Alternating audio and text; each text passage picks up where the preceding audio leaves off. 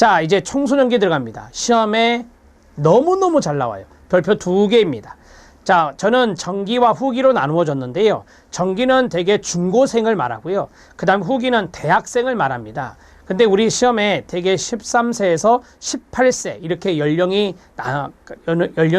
나오거든요. 그래서 중고생을 위주로 해서 청소년기가 출제가 되구나 이렇게 생각하시면 되겠습니다. 자, 신체 변화입니다. 당연히 중요하죠. 인지적 발달입니다. 당연히 중요하죠. 별표 쳐주시기 바랍니다. 그 다음에 심리사회적 발달의 중요한 관계는 또래 집단이라는 걸 알고 계실 겁니다. 별표 쳐주시기 바랍니다. 자, 정서적인 부분은 제가 앞에서 말씀드렸죠. 질풍노도의 시기다. 그래서 정서적 발달도 중요합니다. 여기 있는 4가지가 모두 중요하다. 이렇게 정리하시면 되고요. 자, 청소년기 밑에 제2성장급등기라고 써져 있습니다.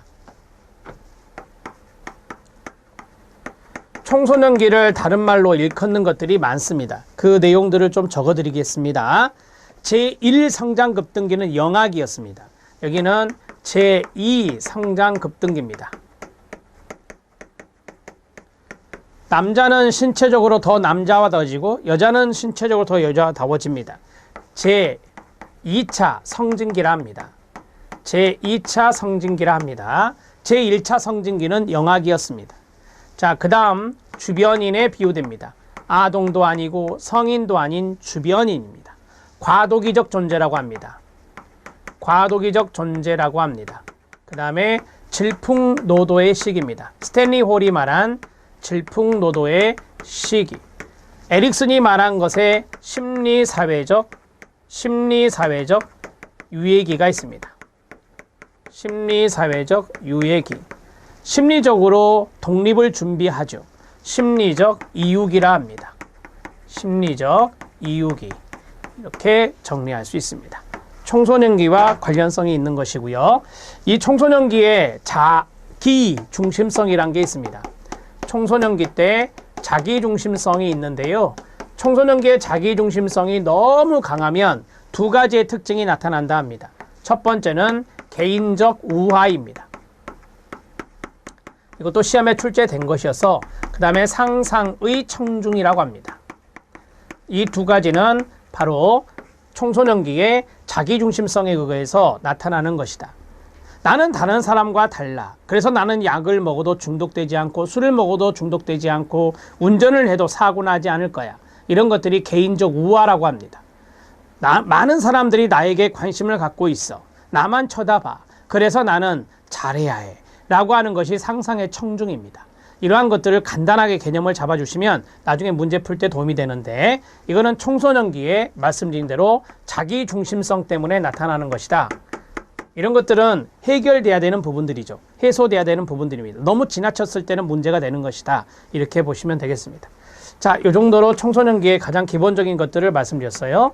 제2성장급등기고 제2차 성징기, 주변인, 과도기적 존재, 질풍노도의 시기, 심리사회적 유예기, 심리적 이유기라 한다. 자, 보겠습니다. 신체적 변화입니다. 청소년기 전기의 특징은 급속한 성장과 생식 능력의 획득입니다. 청소년 전기의 급속한 신체적 변화는 자신을 더욱 성인에 가깝게 느끼도록 해주며 성 역할에 대한 동일시를 보다 더 강화시킵니다. 성적 성숙에 따라 발생하는 현상들에 대해 양가 감정을 갖는 등 심리적으로 영향을 받게 됩니다. 갑작스럽게 2차 성징이 나타나기 때문에 양가 감정이라고 하는 것이 생길 수 있습니다.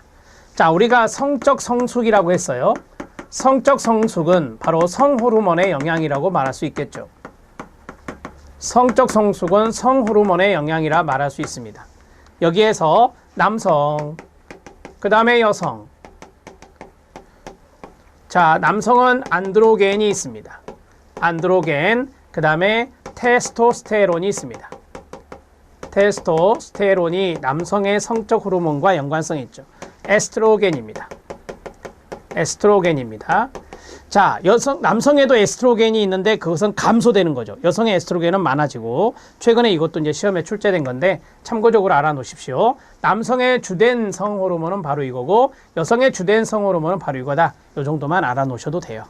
자, 그러면 넘어가겠습니다. 인지적 발달입니다. 무슨 조작기? 형식적 조작기. 자, 3번에 보면 형식적 조작 사고가 나와요. 그 자리 현관펜 밑줄 치면 됩니다. 청소년기에는 신체적 성숙과 더불어 인지적 능력도 보다 더 확대됩니다. 제가 앞에서 17세, 18세경에 절정에 이른다라고 했어요. 17세, 18세가 바로 청소년기 전기에 해당되거든요. 자, 계속 자신의 지각과 경험보다는 논리적인 원리의 지배를 받게 되죠. 좀 더 밑줄, 추상적 사고가 가능해집니다. 경험하지 못한 세계에 대해 가설 설정의 밑줄, 미래를 예측할 수 있습니다. 이걸 가설적 사고, 연역적 사고라고 말하죠. 자, 형식적 조작기라고 되어 있는데 가로 열고 쓰세요. 가설적 사고, 그 다음에 연역적 사고. 같은 맥락으로 보시면 됩니다. 가설적 사고와 연역적 사고가 가능해집니다. 형식적 조작 사고는 자신의 사고를 비판적으로 검토할 수 있고 한 변수가 다른 변수에 미치는 영향에 대한 가설, 동그라미, 가설을 세울 수 있는 능력이 있다. 이런 것들을 제가 가설적 사고, 연역적 사고라 말씀드렸습니다. 심리사회적 발달을 보죠. 가장 중요한 관계의 범위는 에릭슨에 의하면 또래 집단입니다. 또래 집단의 동그라미, 대개 이성 친구가 여기에 쏙 들어오게 되는데요. 청소년 전기 청소년들은 또래 집단에게서 인정받고자 하는 욕구가 매우 강합니다. 끊어주세요. 심리적으로 어떤 집단의 성인이 되기를 원하는 경향이 있습니다. 끊어주세요. 또래 집단의 경험을 통해서 청소년들은 또래 집단의 조직을 평가합니다. 한 번 더 끊어주시고 조직 내에서 자신의 위치를 평가하는 기술을 배우게 됩니다. 지금 밑줄이 쫙 그어졌는데 제가 그걸 4개로 커트시켰어요. 4가지의 지문이 나올 수 있다는 겁니다. 또래 집단에게서 인정받고자 하는 욕구가 매우 강하다는 것. 심리적으로 어떤 또래 집단에 속하고 싶다는 욕구가 강하다는 것. 그 다음에 또래 집단의 경험을 통해서 이 또래 집단의 조직을 평가하고자 한다는 것. 그리고 조직 내에서 자신의 위치를 평가하는, 자기의 위치를 평가하는 기술을 배우게 된다는 것. 이런 것들이 바로 또래 집단과 연관된 지문들입니다. 이성관계, 이성의 동그라미 치시면 돼요. 앞에 아동기는 동성의 친구였죠. 자, 청소년기 전기에는 아직은 동성의 친구 관계가 중요하지만 성적 성숙이 일어납니다. 사회적 기대 결과로 이성관계가 새로운 관심의 대상이 되기 시작합니다. 자, 그래서 또래 집단에서 동성에서 이성으로 옮겨가는 시기가 청소년기다. 이렇게 정리하시면 됩니다. 후기입니다. 죄송해요. 정서적 발달, 질풍노도의 시기라고 말씀드렸습니다. 자, 감정이 격하고 거기서부터 가로 묶어주세요. 같이 읽어요. 시작. 감정이 격하고 기복이 심하며 그 표현도 과격하고 낙관적, 비관적 감정이 교차된다. 자부심과 수치심을 강하게 경험하기도 한다. 이거를 우리가 양가 감정이라 합니다. 앞에서 말씀드렸던 양가 감정을 경험한다는 것입니다. 이렇게 정리하시면 되겠죠. 자, 그 다음에 후기입니다. 대학생 시기입니다. 18세에서 22세. 자, 신체적 발달인데 우리가 이제 청소년기의 끝자락이기 때문에 신체적인 발달이 최고죠. 절정에 이르는 시기다라고 합니다. 건강한 신체적 상태를 유지하면서 전생에 있어서 활기라든지 힘이라든지 건강이 최고조의 수준에 도달하게 됩니다. 인지적 발달입니다. 인지적 발달은 형식적 조작계의 연장선상에 있다라고 보시면 됩니다. 지적과제 수행 정도는 10대 후반에 가장 뛰어납니다. 판단과 추론과 창의적 사고 등 인지 능력은 전생애를 통해서 발달하는 것을 보는 견해가 대부분입니다. 우리가 지능에 대해서 결정성 지능이라는 게 있어요. 그래서 나중에 이제 노년기에도 말씀드리겠지만 우리가 학습을 통해서 계속해서 지능이 증가되는 게 있어요. 향상되는 게 있어요. 그게 바로 결정성 지능이라고 말합니다. 자, 심리사회적 발달입니다. 첫 번째는 부모에게서의 독립을 준비합니다. 두 번째는 성 역할에 대한 정체감을 형성합니다. 세 번째는 직업에 대해서 준비합니다.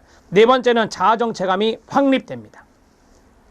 청소년기니까, 청소년기 마지막 단계니까 그렇게 생각하시면 되겠죠. 청소년 후기가 되면 사고와 감정이 더욱더 자율적이 되면서 부모에게서 독립을 준비하기 시작합니다. 그리고 성 역할에 대한 정체감입니다. 청소년 초기에 일어났던 신체적 변화를 자신의 성 역할에 대한 정체감에 통합하게 됩니다. 자, 우리가 성 역할 정체감이라 하죠. 남성으로서의 어떤 사회적인 부분의 역할, 젠더, 여성으로서의 사회적인 역할에 대한 부분이 있는데 그러한 것들이 확립된다라고 하는 거예요. 성 역할 정체감의 확립. 청소년기 때, 이 후기 때 이게 잘 형성되어야 나중에 직장이 됐을 때 성 역할에 대한 정체감을 통해서 그러한 사회적인 역할을 잘 해 나갈 수 있을 겁니다. 직업에 대한 준비입니다. 청소년 후기는 직업 선택을 위한 선택에 대한 준비를 합니다. 자, 그리고 이때 어떤 직업을 선택하느냐에 따라 성기의 삶의 방식이 결정될 것입니다.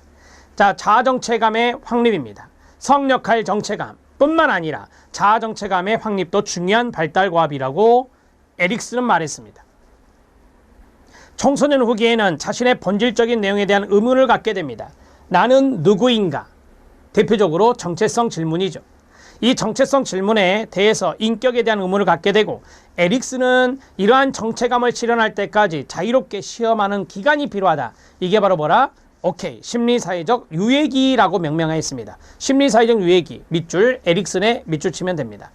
자, 심리사회적 유예기는 우리가 쉽게 말씀드리면 자아정체감을 형성하기 위해서는 마르샤라는 학자가 이야기하기를 정체감을 성취하기 위해서는 정체감 유예 단계를 거쳐야 된다라고 했어요. 자유롭게 이런 위기 경험을 할 수 있도록 사회가 허용해야 한다라고 하는 거예요. 주변에서 허용해 줘야 된다라고 하는 거예요. 그게 바로 심리사회적 유예기라고 이야기합니다. 자, 그 다음에 이제 청년기 들어가도 되겠죠. 우리가 이제 청소년기가 시험에 이제 많이 나오는데 이런 것들은 기출문제에서 많이 벗어나질 않아요. 그래서 기출문제는 반드시 보셔야 돼요. 인간의 발달 단계 문제는 이제까지의 역대 기출문제들이 있는데 그 기출문제들만 잘 섭렵해도 여러분들은 발달 단계 모든 문제 맞출 수 있어요.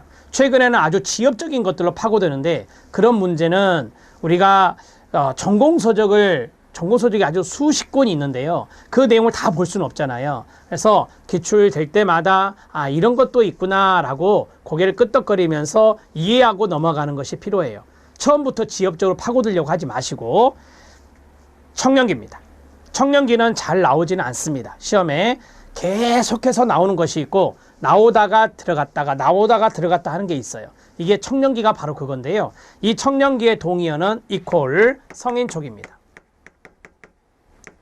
자, 성인 초기로서 대개 이제 대학을 졸업한 시점부터서 35세 정도까지예요. 그래서 23세에서 35세 정도로 보는데, 자, 신체 발달입니다. 한번 생각을 잘 해보세요.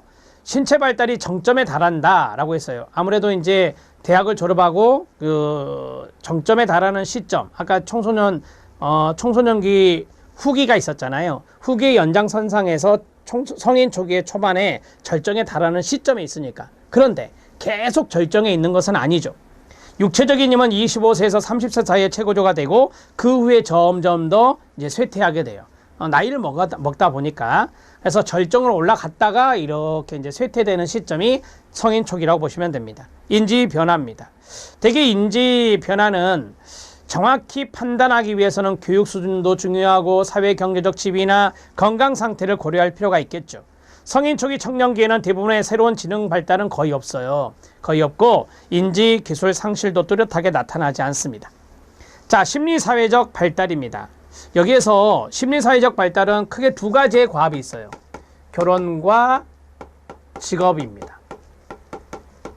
결혼과 직업.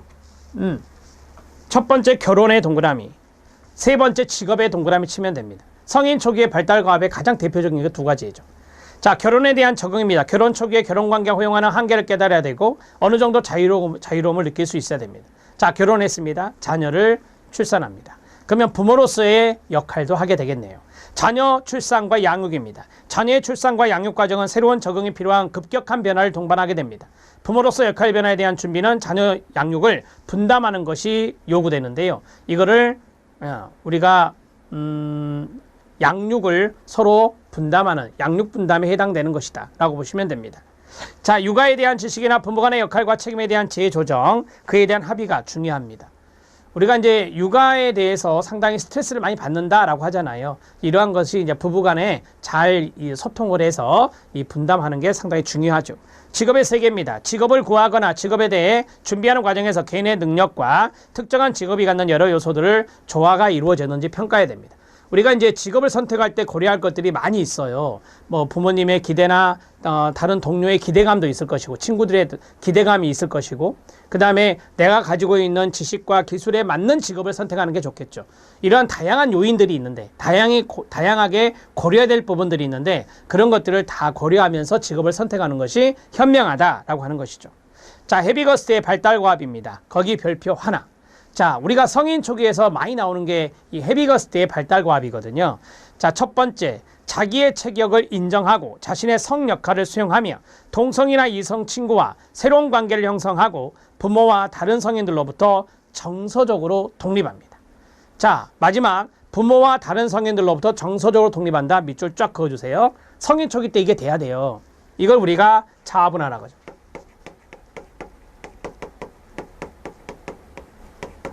이때 자아분화가 돼야 돼요. 어느 정도의 자율성이 확립돼야 된다라고 하는 겁니다. 경제적 독립의 필요성을 느끼고 직업을 선택하고 준비한다. 직업 선택에 밑줄 치면 끝납니다. 세 번째는 유능한 시민이 갖춰야 될 지적 기능과 개념을 획득하며 사회적으로 책임 있는 행동을 원하고 이를 실천한다라고 했습니다. 자, 이제 보세요. 사회 초년생이란 말을 하잖아요. 이게 유능한 시민이 갖춰야 될 지적 기능, 개념 이런 것들을 좀 획득할 필요가 있다라고 하는 것이죠. 사회 초년생 이렇게 정리하시면 됩니다. 그래서 사회적으로 책임성이 있는 행동을 원하고 이를 해 나가는 것이죠. 자, 결혼과 가정생활을 준비하고요. 결혼의 동그라미. 적절한 과학적 세계관에 맞춰서 가치 체계를 형성한다. 이게 뭔지 아시죠? 가치관 형성입니다. 가치관 형성. 해서 결혼을 통해서 직업을 가짐으로써 우리가 이제 가치관이 형성돼야 된다라고 하는 거예요. 결혼도 가치관이 개입되는 거고요. 직업이라는 것도 가치관이 개입되는 거예요. 그래서 이런 가치관이 잘 형성될 필요가 있다. 언제? 네, 성인 초기 때. 여기 말씀드렸죠? 성인 초기 때 일이다. 자, 성인 초기 때 이 헤비거스트의 발달 과업이 잘 우리가 기억해야 될 부분이다. 이렇게 말씀을 드렸는데, 자, 노년기에도 헤비거스트의 발달 과업이 있어요. 한번 써보세요. 어디다 쓰냐면 청년기 헤비거스트 발달 과업 왼쪽에다 써보세요. 사회적 역할을 융통성 있게 수행하고 적응한다. 이렇게 나오면 X입니다. 지금 성인 초기 청년기의 발달과 왼쪽에다가 이걸 썼어야 돼요. 사회적 역할을 융통성 있게 수행하고 적응한다. 수행하고 적응한다. 이렇게 나오면 틀립니다. 왜 틀린지 아십니까? 이거는 노년기입니다. 노년기의 발달과합이에요. 이게 이제 시험에 출제된 거죠. 얼핏 보면 맞을 것 같아요. 아, 성인 초기 때 사회적 역할을 융통성 있게 수행하고 적응하는 거 맞을 것 같지만 이건 노년기 때 일입니다. 왜 노년기인지 아십니까? 나중에 말씀드리겠지만 은퇴 후입니다. 은퇴 후. 노년기 때 이게 필요해요. 은퇴 후의 사회적 역할을 자기가 할 수 있는 일, 자기가 충분히 탄력적으로 할 수 있는 일, 융통성 있게 수행하고 적응할 필요가 있죠. 이게 노년기의 헤비거스트가 말한 발달과합입니다. 이렇게 시험 문제 출제한 적이 있습니다. 자, 이제 중년기 들어갑니다. 이번 시간에 중년기까지 해볼 건데요. 자, 중년기는 별표 2개 쳐야 됩니다. 청소년기만큼 중요합니다. 청소년기만큼 중요한데 최근에 이 중년기에 좀 지엽적인 부분이 출제가 됐어요. 되게 이제 지엽적인 부분이라는 것은 뭐냐면 학자들의 이론을 파고드는 거예요. 여기에 보면 팩이라는 분이 나오고 그 다음에 레빈슨이라는 분이 나오고 굴드라는 분이 나와요. 이런 분들이 다 이제 중년기의 이야기를 하신 분이거든요. 물론 에릭슨도 말했고요. 이런 학자들로 파고들면 지엽적인 부분이 나오게 됩니다. 그렇게 해서 한 문제가 출제가 됐어요. 그러니까 여러분들이 시험장에 가서 볼 때 이거 처음 본 학자인데? 라고 했을 때는 그것은 너무 고민하지 마시고요. 여러분들이 아는 문제를 많이 맞추면 되는 거예요. 여러분들이 듣도 보도 못한 학자가 나올 수도 있어요. 그거는 자격시험에서 어쩔 수 없는 거예요. 출제위원이 지엽적인 것을 파고 들어가면 우리가 그 부분을 모든 것을 100% 알 수는 없어요. 그래서 기출문제에 나와 있는 내용들을 쳐다보면서 그 바운더리 안에서 우리는 풀어내면 되는 거예요. 만약에 듣도 보도 못한 학자가 나왔다. 거기에 너무 매달리시면 안 된다라고 하는 겁니다. 절대평가죠. 우리는 상대평가가 아니라 100점 만점에 60% 이상이면은 60점 이상이면은 합격하는 시험이니까 너무 지엽적인 것에 파고들 필요는 없습니다.